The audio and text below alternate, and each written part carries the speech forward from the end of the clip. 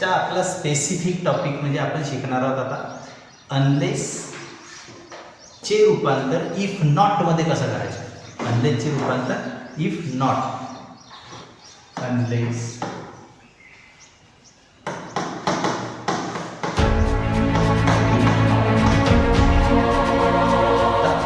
Unless म्हणजे हेच नाही हे जर तर ह्या अनलेस मध्ये आता आपण काय काय करू शकतो.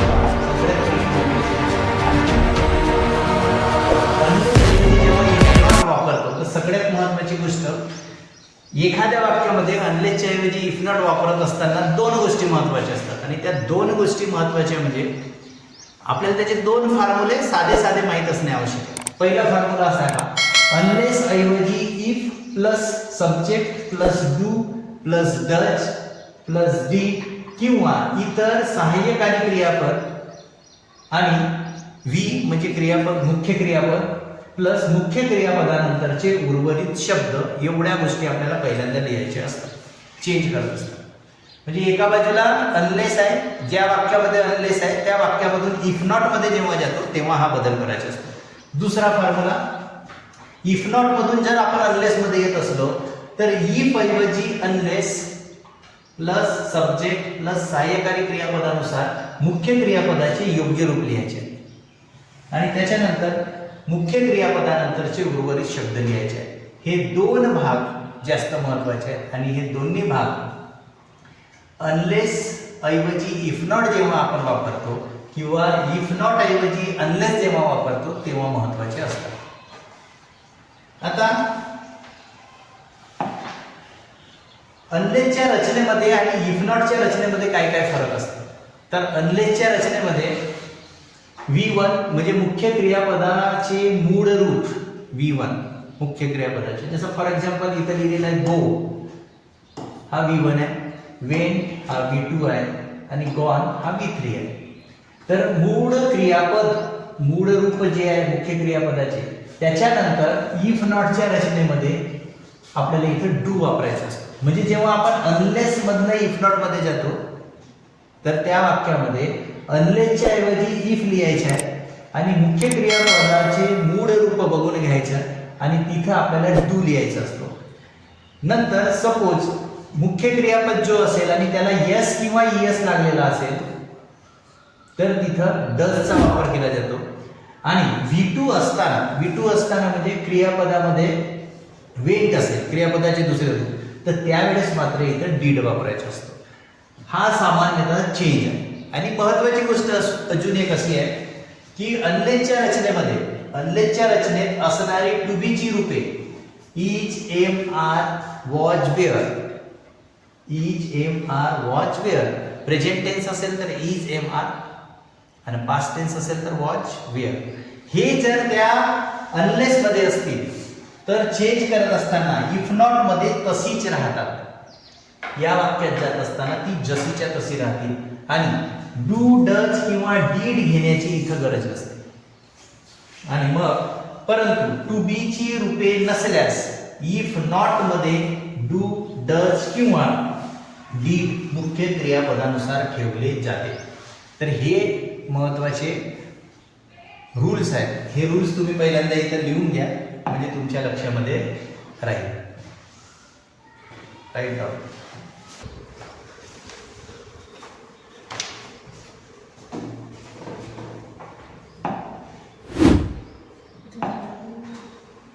आता पहिल्यांदा आपण दोन रूल बघितलेले आहेत. पहिला रूल आपला असा होता की अनलेस ऐवजी if plus subject plus do does did किंवा इतर सहाय्यकारी क्रियापद प्लस व्ही प्लस मुख्य क्रियापदानंतरचे उर्वरित भाग घे. जर अनलेस मधून आपल्याला इफ नॉट मध्ये सेंटेन्स मध्ये जायचं असेल तर आणि समजा आपल्याला इफ नॉट मधून अनलेस मध्ये यायचं असेल तर याच्या उलट करावं लागेल. अनलेसच्या ऐवजी इथे इफ लिहावं लागेल आणि इफच्या ऐवजी इथं अनलेस लिहावं लागेल आणि प्लस सब्जेक्ट प्लस सहाय्यकारी क्रियापद नुसार मुख्य क्रियापदाचे योग्य असे रूप लिहावं लागेल आणि त्याच्यानंतर मुख्य क्रियापदानंतरचे उर्वरित शब्द. आता फॉर एक्झाम्पल याच्यामध्ये आपल्याला काय काय बदल करता येईल. जसा अनलेस मध्ये मुख्य क्रियापद आहे तर आपल्याला इथे इफ नॉट वापरताना डू वापरावं लागेल आणि इथं वी ला समजा मुख्य क्रियापदाला समजा येस किंवा येस प्रत्यय लागलेला असेल तर इथं इफ नॉट मध्ये डज वापरावं लागेल आणि इथं क्रियापदाचे दुसरे रूप जर असेल तर आपल्याला क्रियापदामध्ये इथं डीड वापरावं लागेल. आणि महत्वाची सूचना अशी आहे अनलेसच्या रचनेमध्ये काय करावं लागते टू बी ची रूपे जर असतील is am are was were असे जर रूपे असतील तर इफ नॉट मध्ये चेंज करत असताना इफ नॉट मध्ये नेत असताना ती जशीच्या तशी राहतील आणि डू डज किंवा डीड घेण्याची इथं गरज राहणार नाही. ज्या ठिकाणी is am are was were ज्या वाक्यामध्ये असेल तिथं आपल्याला डू डज किंवा डीड घेण्याची गरज नसणार हे लक्षात ठेवायचं. आणि डू डज डीड असेल हे केव्हा घ्यायचं असेल जेव्हा हे is am are was were तिथं नसतील तर. आणि टू बी ची रूपे नसल्यास इफ नॉट मध्ये डू डज हे आपल्याला घ्यायचं असते. एवढा चेंज लक्षात ठेवायचं म्हणजे आपल्याला वाक्य बदलता येते. आता एक उदाहरण इथं दिलेलं आहे हेच उदाहरण आपण चांगल्या पद्धतीने इथं या स्क्रीनवर पाहू. फर्स्ट एक्झाम्पल इथं दिलं आहे unless you come I shall not go. Unless you come I shall not go. आता पहा एक गोष्ट लक्षात ठेवा पहिल्यांदा समजून घ्या कुठं बदलायचं असतं आणि कसं बदलायचं असतं. पहा ज्या ठिकाणी अनलेस आहे ज्या वाक्यामध्ये अनलेस आहे तर अनलेस यू कम इथपर्यंत वाक्य पूर्ण होणार आहे एक. हा दुसरं वाक्य आय शॅल नॉट गो. मग अनलेसच्या ऐवजी आपल्याला इथे लिहायचं आहे इफ.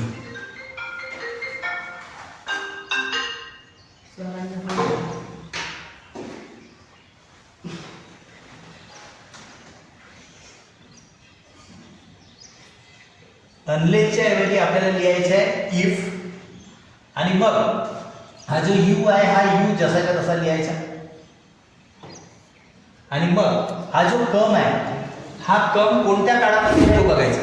कम हा प्रेझेंट टेन्स मध्ये आहे कारण हा V1 आहे. हा जर प्रेझेंट टेन्स मध्ये आहे तर याच्या समोर इथं डू लिहायचा आणि मग इफ नॉट ची रचना करायची आहे म्हणून हा नॉट इथं आणायचा.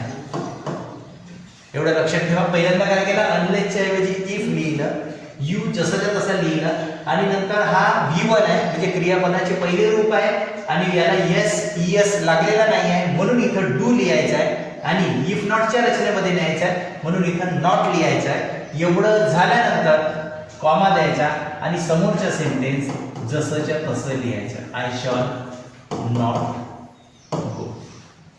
काय बदल झाला अनलेसच्या ऐवजी इफ आला यूच्या ऐवजी यू आला आणि कम असल्यामुळे इफ इथं चुकलं आपलं डू नॉट इथं कम पाहिजे क्रियापद जसंच्या तसं लिहायचं आणि आय शॅल नॉट गो. आता दुसऱ्या वाक्यामध्ये काय करावं लागेल हा कम जसंच्या तसं झालं इथं आणि हे समोरचे जे सेंटेन्स आहे जसंच्या तसं इथं लिहायचे. दुसऱ्यामध्ये काय चेंज करू आता इथं अनलेस आहे म्हणून इथं आपल्याला लिहायला लागेल. त्याच्यानंतर बघायचं इथं ही आहे म्हणून ही जसंच्या तसं लिहायचं. क्रियापद बघायचं क्रियापद बघितल्यानंतर इथं क्रियापदाला एस लागलेला आहे. क्रियापदाला एस लागलेला आहे. एस किंवा ईएस लागलेला असेल तर त्या क्षणी आपल्याला काय करायचं आहे इथं डज लिहायचं आहे. इथं लिहायचं डज आणि मग नॉटच्या रचनेमध्ये जायचं आहे म्हणून इथं नॉट लिहायचं आणि मग हा क्रियापद आपल्याला इथं आणायचा आहे. पण हा क्रियापद इथं लिहित असताना मात्र आता इथं रन लिहायचं आहे. इथं रन का लिहायचं आहे कारण हा येस काढून टाकायचा. या येसच्या ऐवजी आपण इथं डज लावलेला आहे. येसच्या ऐवजी डज लावलेला आहे आणि म्हणून आपल्याला रन्स मधनं येस काढायचं आहे. रन जसंच्या तसं लिहायचं आहे आणि समोरचं शब्द आहे फास्ट आणि मग हे समोरील वाक्य जसंच्या तसं he will not win a race. Third sentence मध्ये बघू आपण रूपा आहे म्हणून रूपा जसंच्या तसं लिहायचं. विल फेल जसंच्या तसं लिहायचं. आता अनलेस आहे म्हणून त्याच्याऐवजी ते लिहायचं इफ आणि मग इकडे बघायचं वर्क. इथे येस लागलेला आहे का नाही. अनलेस सी वर्क हार्ड तर एस असायला पाहिजे. इथं असायला पाहिजे होतं S. Unless she works hard. आता इथे एस लागलेला आहे म्हणून इथे लिहायला लागेल आपल्याला अनलेसच्या ऐवजी इफ शी जसंच्या तसं. शी जसंच्या तसं इथं एस लागलाय म्हणून इथं लागेल डज आणि नॉटची रचना आहे म्हणून इथे लागेल नॉट, आणि हा येस इथं डज लावलेला आहे म्हणून इथं येईल फक्त वर्क आणि समोर हार्ड. या पद्धतीनं वाक्य चेंज. काय काय चेंज केलेलं आहे आपण पहा.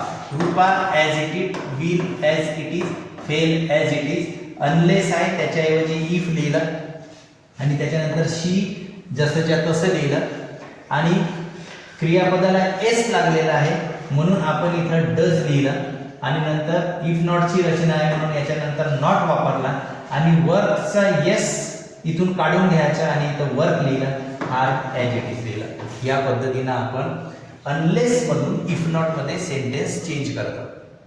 आता नेक्स्ट सेंटेन्स आहे इथं, unless you are careful you will miss opportunity.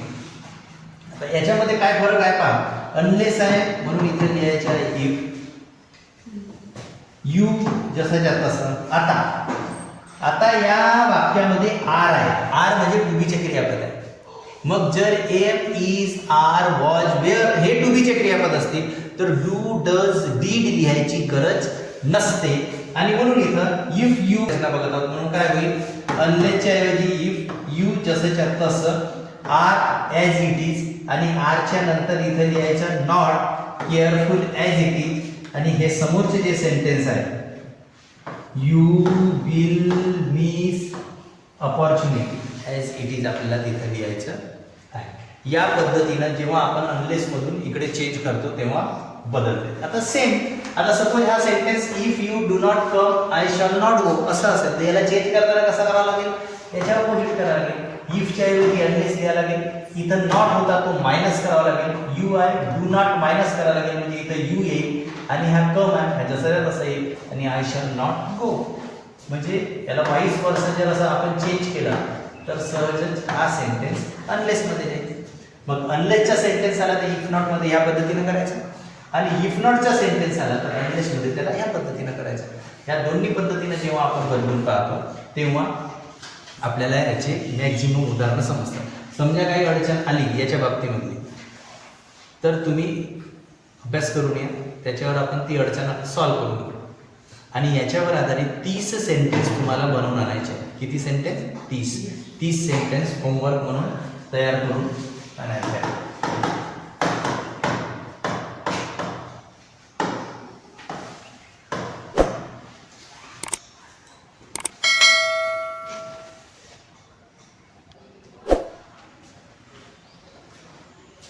आता पहा एवढे सारे खूप सारे उदाहरण आहेत, हे तुम्ही स्वतः तयार करून आणा. जसं पहिलं एक्झाम्पल इथं दिसतं, unless you study hard you will fail, if you do not study hard you will fail.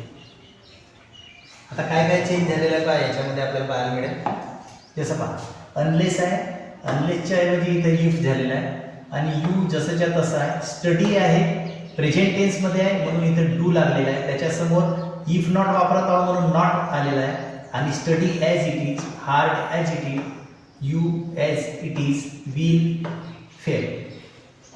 Next एक्झाम्पलमध्ये सुद्धा तसंच आहे, अनलेसच्या ऐवजी इफ आलेला आहे, इट जसंच्या तसं आहे, इथं एस लागलेला आहे म्हणून याच्याऐवजी डज आलेला आहे, नंतर नॉट, आणि रेन्सचा इथं डज लागलेला आहे म्हणून इथं फक्त रेन आलेला आहे, we will go out as it is. दुसरा एक्झाम्पल पहा, unless he runs fast he will miss the bus. अनलेसच्या ऐवजी इफ झालेला आहे, ही जसंच्या तसा आहे, येस लागलेला आहे म्हणून इथं डज आहे, फास्टच्या आधी नॉट लागलेला आहे कारण इफ नॉट वापरत आहोत म्हणून, आणि त्याच्यानंतर run fast he will miss the bus, he will miss the bus as it is. म्हणजे एक गोष्ट लक्षात ठेवायची, ज्या सेंटेन्समध्ये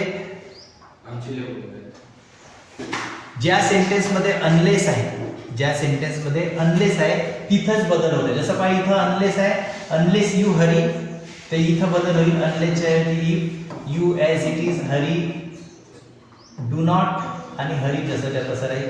हरी याच्यासाठी लागेल कारण हा प्रेझेंट टेन्समध्ये आहे, and you will be late as it is. Next example दिलेलं आहे सेम याच पद्धतीनं. हे जेवढे काही एक्झाम्पल दिलेले आहेत सेम त्या पॅटर्ननं दिलेले आहे. आता आपण हे भरपूर उदाहरणं पाहू शकतो. Unless they work hard they can not succeed.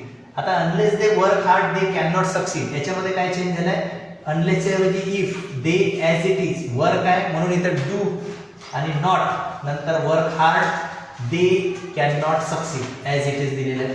असे हे भरपूर उदाहरणं आहेत. एकूण 20 उदाहरणं इथं दिलेली आहेत. तुम्हाला 30 उदाहरणं तयार करायची आहे आणि सांगायचं आहे त्याच्यामध्ये काही चेंज वाटते का किंवा सोपा आहे की कठीण. आणि एक गोष्ट लक्षात ठेवायची, तुम्हाला काय करायचं आहे आता, इथं अनलेस मधून आपण इफ नॉट मध्ये गेलो. आपण अनलेस मधनं इफ नॉट मध्ये गेलो. तुम्हाला इफ नॉट मधून अनलेस मध्ये जायचं. असे उदाहरण म्हणजे हे unless to if not 30 example आणि हे 30 असे 60 बनवायचे. हा तुमच्यासाठी homework. Write down the homework. उद्या आपण नेक्स्ट पार्टमध्ये वेगळा विषय घेऊ, नवीन विषय घेऊ. ओके.